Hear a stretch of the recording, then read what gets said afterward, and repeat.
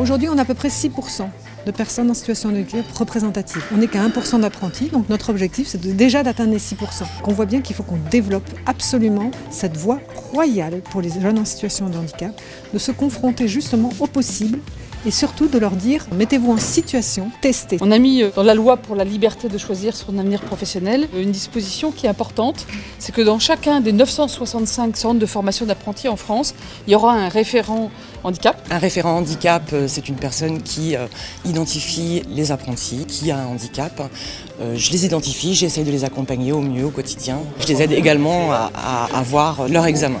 Je pense que c'était compliqué pour eux de s'intégrer parce que souvent on pouvait dire d'un jeune qui est dyslexique qu'il était lent, qu'il ne comprenait rien. On est aujourd'hui en capacité de pouvoir l'accompagner au mieux et lui donner des solutions. Il faut qu'on fasse lever cette autocensure des jeunes vers l'apprentissage parce qu'il y a de l'autocensure, il y a une peur des familles. Il faut rassurer les familles sur le possible. C'est important qu'il y ait un référent handicap pour mes parents. Ça les a aidés à faire la démarche pour ce que j'ai besoin.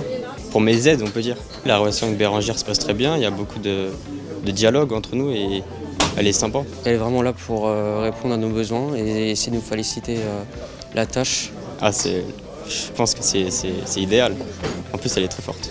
Et puis, il faut résoudre ce problème massif de chômage des personnes en situation de handicap. C'est vrai, 500 000 demandeurs d'emploi en situation de handicap qui ne sont pas assez qualifiés. On a un enjeu majeur. L'éducation nationale a largement ouvert ses portes. Maintenant, il faut que le milieu de l'entreprise l'ouvre. Et entre les deux, nous avons la formation. Et donc, il faut accompagner cette formation de la même façon que nous avons accompagné la scolarisation. Nous simplifions au quotidien le droit et l'accès aux droits des personnes en situation de handicap. Nous simplifions leur parcours. Nous les accompagnons. C'est tout l'enjeu de notre politique aujourd'hui, politique d'insertion professionnelle. C'est ça, cette société inclusive qu'on travaille au quotidien au gouvernement.